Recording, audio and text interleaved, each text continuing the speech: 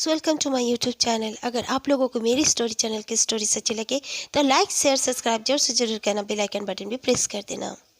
मेरा नाम अरुणा है। मैं अपनी नानी की एक स्टोरी आप लोगों के साथ शेयर करना चाहती हूँ। मेरी नानी तब बहुत छोटा हुआ करती थी, यानी कि छोटी हुआ करती थी। मेरी नानी जब अपने मामा के घर गई हुई थी कुछ दिनों के लिए, वो वहाँ पर जाने के बाद से ही रोना चालू कर दी।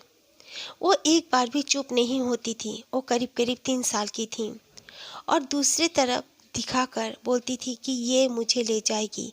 इतना स्पष्ट बोल तो नहीं पाती थी, लेकिन नानी की मम्मी उनकी बात समझ जाया करती थी। फिर नानी की जो नानी थी, उन्होंने कहा कि इसके साथ जरूर कुछ दूसरा मामला है, मैं देखती हूँ। वो अपने पड़ोस में ही एक औरत रहती थी जो कि झाड़ फूँक किया करती थी। उनके पास लेकर गई नानी को और कहा कि जब से आई है रोती जा रही है और रात को भी सो नहीं रही है, बहुत डर रही है। सोने से ही दिन हो रात हो डर के उठ जाती है और रोने लगती है। खाना पीना भी बिल्कुल छोड़ रखी है। वो औरत ने उनको चुप रहने के लिए कहा और मेरी नानी को अपनी गोद में बिठाया और बिठा के उसके सर में हाथ फेरने लगी। फिर नानी एकाएक उनके गोद में सो गई। सोने के बाद अचानक से नानी जाग गई और उनकी आंखें बिल्कुल बड़ी बड़ी और लाल लाल हो चुकी थी और बोलने लगी कि तू क्या सोचती है, तू मुझे इसके शरीर से हटा पाएगी? कभी नहीं, मैं यहाँ से नहीं जाऊंगी। बिल्कुल एक बहुत बड़ी औरत की आवाज़ से नानी चिल्लाने लगी। वो औरत ने कहा, चिंता मत कर, मैं तुझे नचा नचा कर तंग कर दूंगी। और नानी उठ के उनके गोद से उठ गई और नाचने लगी और बहुत जोर जोर से मोटे आवाज में गाना गाने लगी। इतनी छोटी बच्ची, 3 साल की बच्ची का इस तरह नाचना और आवाज़ें निकालना, नानी की नानी काफ़ी डर चुकी थी। फिर वो रोने भी लगी। तो जो पड़ोस में वो झाड़ फूँक करने वाली औरत थी, उन्होंने कहा, रो मत, ये बस चली जाएगी। 2-3 घंटे कुछ रिचुअल करने के बाद नानी बेहोश हो गई। और फिर नानी के नानी ने पूछा, था क्या इसके साथ, इस तरह क्यों वो परेशान थी? तो वो उस झाड़ फूँक करने वाली औरत ने कहा, ये लोग जब रात को रास्ते से आ रहे थे, वहाँ पर ज़रूर से इस बच्चे को, यानी कि वॉशरूम नहीं था, रास्ते में ही कुछ किया होगा। वहाँ पर ही कोई ऐसी चीज़ थी जो कि चुड़ैली कह लो, वो इसके शरीर में आ गई थी और इसके शरीर में अपना बसेरा बांधना चाहती थी, जिसे मैंने भगा दिया। एक बात का ख्याल रखना, जो ताबीज मैं इसके गले में बांध रही हूँ, बड़ी हो जाने के बाद उसको हाथ में बांध देना, बट कभी खोलना नहीं चाहिए। वाकई में मेरी मम्मी बताती हैं कि नानी जब तक जिंदा रही तब तक वो ताबीज नानी के साथ ही रहा, हाथ में बांधा हुआ। मेरा नाम पिंकी है। मैं एक सिंगर हूँ। मैं ओडिया मूवीज़ में सिंगिंग करती हूँ। मुझे लोग बहुत पसंद करते हैं। मैं सबकी बहुत चाहती हूँ। इसी तरह एक बार की बात है, मेरा एक बहुत अच्छा फ्रेंड था। उसने कहा कि मेरी दीदी की शादी है, तो आकर थोड़ा सा गाना वाना गा देना। तो वो पेमेंट भी करना चाहता था, पर मैंने कहा बिल्कुल नहीं, ये मेरे तरफ से दीदी को गिफ्ट होगा। ये कहकर मैं शाम के 7 बजे उनके घर जाने लगी। वो गाड़ी भी भिजवाया था। मैं चली गई उसके घर। जाने के बाद मैंने अपना फंक्शन वगैरह पूरा किया। 3 घंटे मैंने वहाँ पर गाना गाए और भी कुछ कुछ लोग थे, सब ने गाना गाया, डांस किया। उसके बाद मुझे लौटना था। मैं लौटते वक्त मैंने कहा, मुझे कोई ज़रूरत नहीं है छोड़ने की, मैं खुद से चली जाऊंगी। लेकिन मेरा दोस्त बोला, नहीं, कभी नहीं, तू इतनी दूर से मेरे लिए आई है, तो चुपचाप इसी गाड़ी में जा जिसमें तू आई थी। मैं उसी गाड़ी में बैठ गई। आते आते देखती हूँ रास्ते में एक लड़की खड़ी है जो कि सफ़ेद ड्रेस में खड़ी थी। काफ़ी लंबे बाल थे उसके।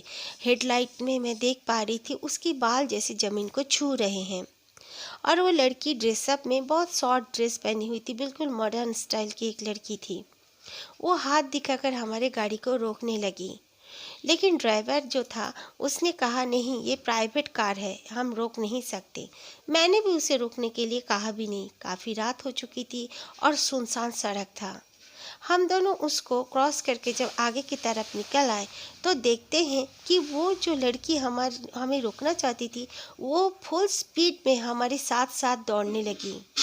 अजीबोगरीब से वो दौड़ रही थी, उसके बाल बिल्कुल हवा में लटक रहे थे, ऊपर की तरफ हो गए थे और वो लड़की हमारी तरफ बिल्कुल मुस्कुराते हुए और अपनी आंखें जैसे उल्टी कर ली हो। उसकी आंखें जो थे उसमें यानी कि आई बॉल्स नहीं थे, ओनली वाइट, और हमें देखे जा रही थी और हंस रही थी ज़ोर ज़ोर से। ये सब देखकर मैं तो काफ़ी डर चुकी थी। मैं तो सोच रही थी कहीं ये आज हमें मार ना डाले, बट गॉड ब्लेस, उसने हमें कुछ नुकसान तो नहीं किया लेकिन काफ़ी डरा दिया था। 3-4 दिन मैं फीवर में थी।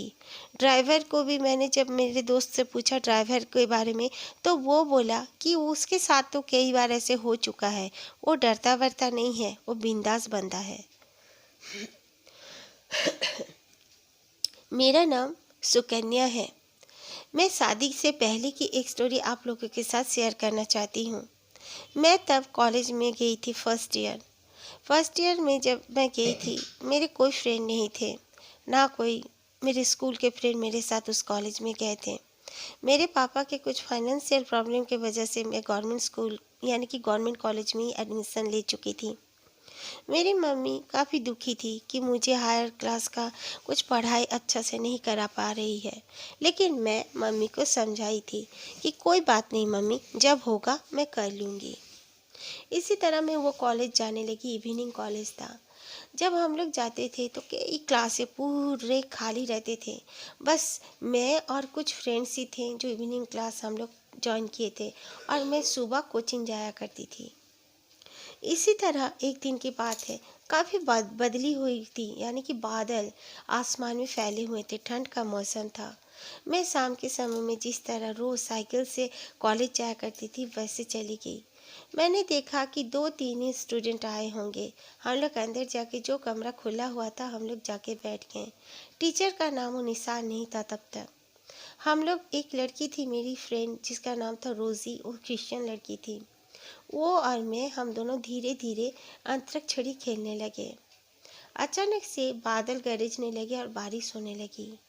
इस सब के वजह से हम लोग सोचे कि हम लोग बाहर की तरफ खड़े हो जाते हैं। हम बाहर की तरफ जब खड़े हुए तो हम देखते हैं जो पीछे तरफ इस क्लासरूम के एकदम लास्ट में, एंड में, दो लड़का और एक लड़की वहाँ पर खड़े हमें देख रहे हैं। वो लोग बारिश में खड़े हैं बट वो लोग भीग नहीं रहे हैं। हम देख रहे थे उनके चारों तरफ पानी नहीं गिर रही थी। हमें बहुत ताज्जुब लगा। हम कुछ समझ नहीं पाए। हमने उसे कभी भी हमारे क्लास में नहीं देखा था। आज तक पहली बार उसे हम लोग देख रहे थे, उन तीनों को। तो टीचर आ गए ऑफिस की तरफ से, आकर बोलने लगे तुम लोग को बाहर खड़े होने के लिए किसने कहा, जल्दी अंदर चलो। हम लोग उन्हें बताने लगे कि देखिए ना टीचर, वो 3 लड़के लड़कियां कौन हैं और वो लोग कौन हैं जो इस तरह खड़े हुए हैं। टीचर ने हमसे ज़्यादा बात करने के लिए मना किया और हमें अंदर आने के लिए कह दिया। हम लोग अंदर आ गए। उस बारे में टीचर ने कहा कोई बात नहीं करेगा, बारिश को ख़त्म हो जाने दो, अपने अपने घर चले जाओगे। टीचर ने बस एक ही क्लास लिया क्योंकि उस दिन कोई और टीचर आए भी नहीं थे। हम लोगों ने अपना क्लास किया, फिर अपने घर की तरफ आ गए। दूसरे दिन जब हमने टीचर से कहा कि मैम ये कौन था, अभी तक मेरे दिमाग में वो घूम रहा है। इसलिए घूम रहा था क्योंकि रात के समय में मुझे जैसे सपने में वही सीन दिखाई पड़ा था, बिल्कुल वही, और मैं चौंक के उठ भी गई थी। टीचर ने कहा पता नहीं, एक बार की बात है, इसी कॉलेज के सामने में 2 लड़के और एक लड़की का डेड बॉडी मिला था। पता नहीं क्या हुआ था उनके साथ, आज तक कोई पता नहीं चला। इसीलिए, और कई जन कहते हैं कि रात के समय या शाम के समय अगर यहाँ पर रहा जाए तो उन तीनों को ज़रूर देखा जाता है। यहाँ तक कि चौकीदार भी 8 बजे के बाद उस कॉलेज में रहना पसंद नहीं करता है।